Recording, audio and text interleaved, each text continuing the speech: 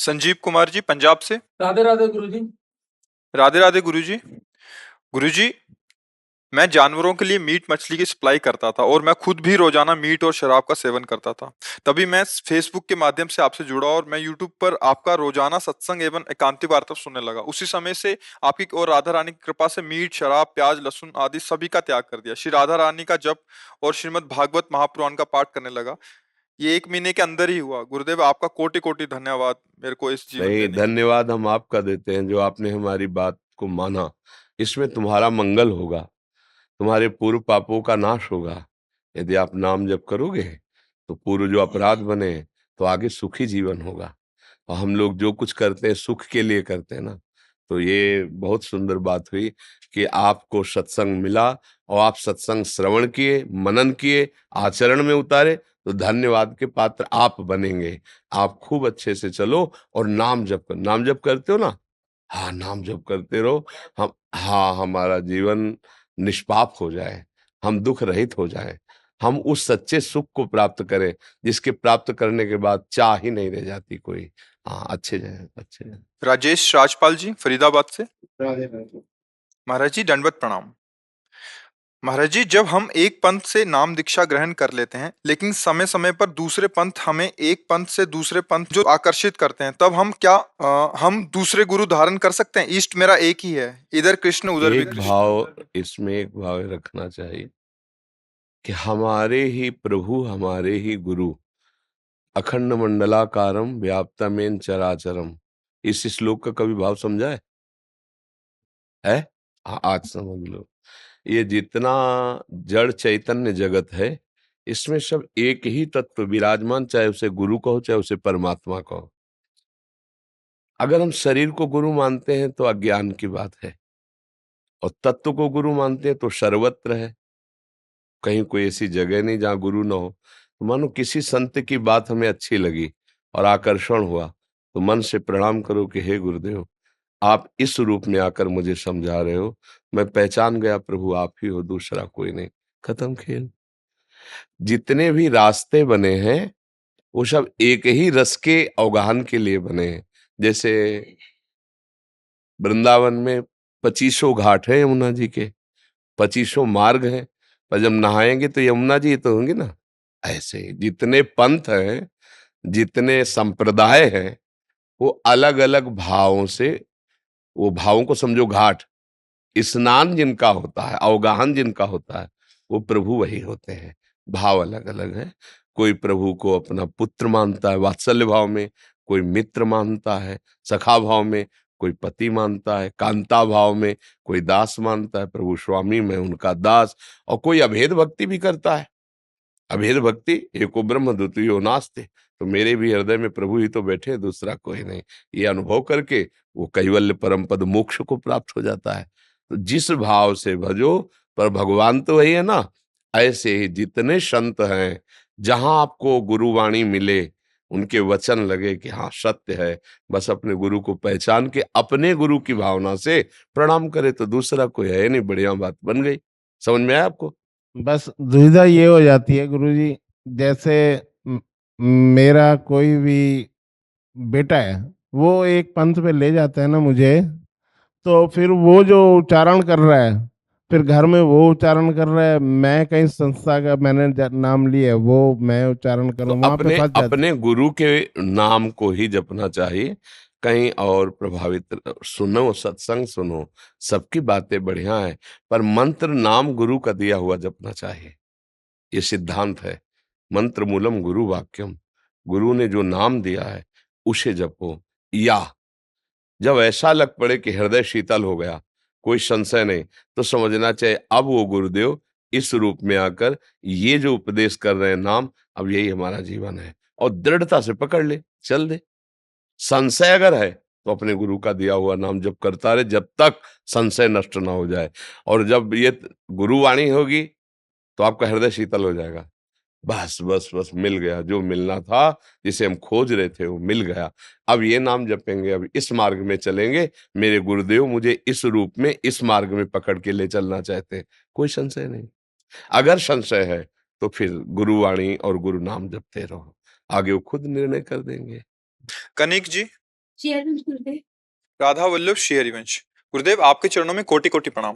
गुरुदेव आपने जो 11 माला का नियम दिया है उसमें मासिक धर्म से युक्त होने पर आपने कहा था कि केवल मंत्र का चिंतन करके नियम पूरा करना है। कृपया इसे इसके बारे में समझाएं और क्या हम आपने काउंटर से भी कर सकते हैं? गौर से सुना नहीं होगा, उसमें दोनों उपाय लिखे हुए थे कि जैसे आप 15 मिनट में एक माला कर देते हो आराम से, तो अगर हम 4 माला तो 15 चौको 60 मिनट होते। अगर हम 1 घंटा जब कर रहे हैं सेवा करते हुए भी, तो हम 4 माला कर गए, 2 घंटा तो 8 माला कर गए। उसे हम विभाजित कर लें 24 घंटे में, बिना माला के भी संख्या हो जाएगी। अगर हम 15 मिनट या आप देख लो कि आप 13 मिनट में करते हो या 15 मिनट में, तो बस उसी रफ्तार से अंदर जपिए और जहां उस समय हो जाए 1 माला हो गया। माला की जरूरत नहीं उन अपवित्र दिनों में। महाराज जी इनका एक भाव ये था कि जैसे माला को हाथ नहीं लगाना, तो क्या काउंटर को हाथ लगा के कर सकते हैं? चिंतन के द्वारा थोड़ा समझ नहीं आता तो काउंटर ठीक है। से। हाँ, वो तो कर सकते हो, ये जो ऐसे कर सकते हो, ठीक है। गुरुदेव मन में तो नाम बोल सकते हैं, मंत्र बोल सकते हैं ना मन में। और क्या, अरे सब बाहरी बातें, बाहर उच्चारण नहीं करना, अंदर तो सदैव पवित्र ही है। जीव का स्वरूप पवित्र है, शरीर कभी पवित्र होता नहीं है, केवल पवित्रता के संस्कार किए जाते हैं। अब जैसे मल की थैली हो, ऊपर से रेशम के कपड़े से ढक दो और खूब से, तो पवित्र बाहर से आप मान सकते हो, भला तो मल ही है, तो यही मलाशय है, मूत्राशय मलाशय ये सब यही है। ऊपर से नहा धो लिए तो बोले हम पवित्र हो गए। भाव की केवल बात है, अंदर से खूब नाम जप करो, मंत्र जप करो, थोड़ा जो शास्त्रीय नियम है उनका पालन कर लो। दर्शन पेड़ीवाल जी। राधा वल्लभ महाराज जी राधे राधे। राधा वल्लभ श्री हरिवंश।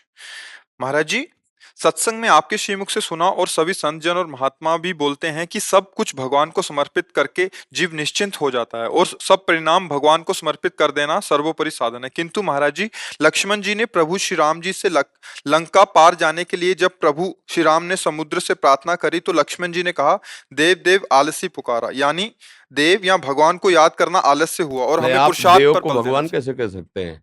वहां दैव शब्द है, दैव दैव दैव माने होता प्रारब्ध, दैव माने होता प्रारब्ध। वहां भगवान शब्द नहीं लिखा हुआ हो तो हमें दिखा देना। तुमने तो थोड़ा पढ़ा होगा, हमारा तो जीवन ही पढ़ने में गया है। जैसे होता है ना, कोई वकील बनता है तो हर कानून पढ़ता है, तो हम बाबा जी हैं, हर शास्त्र। तो ये जीवन का अभ्यास रहा है, हर शास्त्र का स्वाध्याय, हर संत के समागम, तो कहीं ऐसा शब्द वहां नहीं है। दूसरी बात, भगवान का अवतार हुआ है मर्यादा पुरुषोत्तम, मर्यादा पुरुषोत्तम। जब मर्यादा पुरुषोत्तम रूप में अवतार लिया है तो समुद्र भगवान का ही स्वरूप माना गया है। प्रार्थना कर रहे हैं, समुद्र की स्तुति लिखी हुई है, प्रार्थना कर रहे हैं। सामर्थ्य कितनी है, ऐसे देख ले और भ्रकुटी उठा दे तो पूरा त्रिभुवन भस्म हो जाए। भ्रकुटी विलास सृष्टि लय हुई। अवतार क्या है? मर्यादा पुरुषोत्तम। बिना खाए पिए 3 दिन तक प्रार्थना की। जब 3 दिन तक कोई बात नहीं बनी, तब फिर ये बात उनके अंदर आई, अच्छा 4 नीतियां हैं, साम दाम दंड भेद। तो तुम, शाम नीति होता है स्तुति, दाम होता है दे करके, भेद होता है चतुराई के द्वारा भेद पैदा करके, और दंड होता है भय पैदा करके। अब चौथा हुआ है, तुम ऐसे तो समझोगे नहीं। लक्ष्मण बाण सरासन आनु, शोषों वारिद विशिक्र सानु, सठ सन विनय कुटिल सन पीति, सहज कृपन सन सुंदर नीति, ममता रथ सन ज्ञान कहानी, अति लोभी सम बिरति बखानी, कामी सम जिम हरि कथा, ऊसर बीज बय फल लाव अग्नि बाण। अभी एक बाण में से सोखते हैं।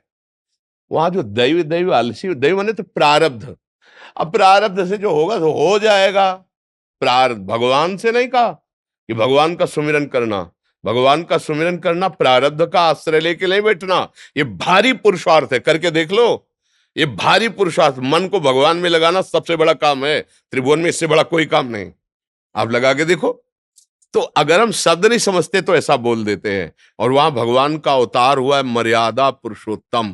पूरे चरित्र में कहीं इतना भी आप नहीं पाएंगे जहां ऐसा लग रहा हो कि भगवान को ऐसा करना चाहिए और इन्होंने ऐसा क्यों नहीं किया। जिनको धर्म का ज्ञान नहीं, मनुष्यता का ज्ञान नहीं, शराब पी रहे, मदिरा पी रहे, व्यभिचार कर रहे, गंदे आचरण, तो मूढ़ता है ना। अब वो कुछ भी बोले, उनकी बात सुनी नहीं जाती, पागल लोगों की बात नहीं। लेकिन कोई भी धर्मात्मा ऐसा नहीं बोल सकता, क्योंकि भगवान का अवतार ही मर्यादा पुरुषोत्तम रूप में हुआ था। समझ रहे ना? वहां ऐसा नहीं है कि भगवान को पुकारना ये आलसियों का काम है। प्रारब्ध होगा तो ऐसा नहीं है। प्रारब्ध नहीं, पुरुषार्थ प्रबल करो प्रभु। 3 दिन हो गए विनय करते हुए, और ये मूढ़ मान नहीं रहा विनय। तब बात कही, वहां भाव समझ रहा है। हाँ, वहां जड़ शब्द का प्रयोग भगवान ने किया। विनय न मानत जलद जड़, गए 3 दिन बीत। जड़, अरे भगवान विनय कर रहे हैं यार, उठ के आ जाओ सामने। फिर क्या हुआ? बोले राम शकोप तब। फिर क्या हुआ? कनक थार भरी मन गण नाना, विप्र रूप आयो। आ गए ना, और 3 दिन में आ जाते तो सम्मान नहीं होता। तो ये जीव की जड़ता बली रहती है। वो भयवश ज्यादा ऐसे कम समझता है। जहां जड़ता होती है ना, अपने में गर्व होता है ना, महान हूं। देखो सब लोगों के महान परमपिता प्रार्थना कर रहे, पहले ही हाथ जोड़ते ही आ जाना चाहिए, 3 दिन उपवास करने का अवसर ही नहीं देना चाहिए। तो पर वो ऐसा, तभी लिखा है गोस्वामी जी ने कि जलधि जड़, गए 3 दिन बीत, विनय न मानत जलधि जड़। तो ये पुरुषार्थ और देव अलग अलग, दैव का भाव अलग, प्रारब्ध, ये प्रबल पुरुषार्थ की बात है। और भगवान का भजन, ये तो चारों से अलग है। धर्म अर्थ काम मोक्ष पुरुषार्थ से बिल्कुल अलग है। ये तो सीधे भगवान को अधीन करने वाला है। सुमिर पवन सुत पावन नामू, अपने बस करी राखे रामू। इसलिए शब्दों को हम समझे ना, तो बहुत आनंद की अनुभूति हो जाएगी। राहुल सिंह चौहान जी, श्री हरिवंश। गुरुदेव राधा वल्लभ श्री हरिवंश। गुरुदेव भगवान, हमारे द्वारा इस शरीर को पुरुष या स्त्री भाव मानकर ही हमसे गलत चेष्टाएं होती हैं। ऐसा क्या करें कि इस पुरुष भाव एवं स्त्री भाव को भूलकर सभी में भगवत भाव रखें? मार्गदर्शन करें गुरुदेव। ये तो बहुत ऊंची स्थिति होती है, जब देहाभिमान रहित होकर भगवत स्वरूप में सदैव स्थिति है, तो बहुत आखिरी की स्थिति है। पहले भोजन सुधारो, गंदे दृश्य, मोबाइल आदि, टीवी आदि, गंदे लोगों का संग, और धर्म विरुद्ध भोग। धर्म युक्त भोग नहीं, धर्म विरुद्ध भोग। इसके बाद अभ्यास करो नाम जप अधिक से अधिक करने का, सत्संग सुनो, और किसी की सेवा करने का भाव रखो। माता पिता, कोई अन्य बुजुर्ग, कोई अन्य रोगी, चाहे वो पशु पक्षी कोई हो, बात पकड़ लेना। देहाभिमान गलित होने के लिए बिल्कुल सटीक औषधि है। आप किसी वृद्ध की सेवा या असहाय की सेवा, चाहे वो मान लो पशु पक्षी कोई ऐसा है, चिंतन, इससे बहुत जल्दी लाभ मिलेगा, बहुत जल्दी। अपने माता पिता की सेवा, या कोई ऐसा पड़ोस में है, वृद्ध है, उसकी सेवा। ये सेवा धर्म बहुत जल्दी देहाभिमान नष्ट कर देता है। और जब आपका आचार विचार सही रहेगा ना, तो जैसे निर्मल जल में नीचे की वस्तु क्या समझ में आ जाता है, ऐसे ही बुद्धि जहां निर्मल हुई तो समझ में आने लगता है मैं शरीर नहीं हूं। ये इंद्रियां मुझे भोगों में फंसा रही है, भोग मुझे नहीं चाहिए, मैं तो प्रभु का हूं। जो सुख की चाह वो तो भगवदानंद की है। नहीं नहीं, अब लो नशा नहीं, अब ना, अब वो, पर ये आज ही नहीं हो जाएगा। अभ्यास, अभ्यास योग युक्तेन चेतसा नान्यगामिना। अभ्यास, अगर 1 महीना ठीक से रहे, इसके बाद गंदा आचरण कर लिया किसी अन्य के साथ, धर्म विरुद्ध, कुछ अनुभव नहीं होगा। वो जो आपने किया उसका पुण्य मिलेगा, लेकिन देहाभिमान नष्ट नहीं होगा, आपको ज्ञान नहीं प्राप्त होगा। समझना, ज्ञान उसी को प्राप्त होता है तत्परा संयत इंद्रिया, जो जाना उस पे तत्पर होकर के इंद्रियों को रोका। नहीं नहीं, भले मुझे अभी सुख लग रहा है, लेकिन मैं नहीं हूं इंद्रिया, मैं भोगता नहीं हूं। सुना है शास्त्रों में संतों से, अब इसको सिद्ध करूंगा। धर्मयुक्त, जैसे आपका ब्याह हो गया, गृहस्थी में हो, धर्मयुक्त हो, अधर्म की तरफ आंख न उठे।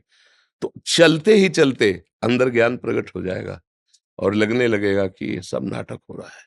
वो अंदर जैसा चिंतन होता है ना, वैसे समझ में आता है। एक को चिंतन में दिखाई देता है स्त्री पुरुष सब, और एक के चिंतन में दिखाई केवल भगवान। एक के चिंतन में आता है संसार सब भ्रष्ट है, दुष्ट है, नाटक है, छल, क्योंकि उसको वही भरा है। हमारे यहाँ दिमाग में जो होता है ना, वही दृष्टि हो जाती है, और जैसी दृष्टि वैसी सृष्टि हो जाती है। अगर देखो गोपीजनों के दिमाग में, बुद्धि में श्याम सुंदर बस गए, अब वो कह रहे सखी मुझे तो और कुछ दिखाई नहीं दे रहा, जित देखूं तित श्याममयी, मुझे तो देखते हुए मेरा मुरली मनोहर प्राण प्रीतम दिखाई देता है। गोस्वामी जी को राम दिखाई देता है, क्योंकि उनके दिमाग में राम बस गए। सिय राम में सब जग जानी। तो हमारा चिंतन बदल जाए, खान पान ठीक रहेगा और आचरण सही रहेंगे, तो धीरे धीरे चिंतन। एक रहस्य है, शरीर से जितना सुख भोगोगे उतने शरीर में आसक्ति हो जाएगी, और जितना शरीर से धर्मयुक्त विषय सेवन करोगे धीरे धीरे ज्ञान हो जाएगा और शरीर से राग खत्म हो जाएगा। प्रायः हमारी गलती यही होती है कि हम सुख भोगने के लिए धर्म का त्याग कर देते हैं, तो सुख मिलता नहीं, आसक्ति और बढ़ती जाती है, पतन हमारा हो जाता है। इसलिए सत्संग सुनो, और जो ये चर्चा की इसे बार बार सुनना और मनन करो और धारण करो, तो फिर आपको आगे खुद अनुभव होने लगेगा। सचिन जी फरीदाबाद से। राधे राधे। महाराज जी जय श्री कृष्ण। महाराज जी मेरा प्रश्न यह है कि भक्ति हमें बांधती है या मुक्त करती है? दोनों बातें हैं, दोनों बातें।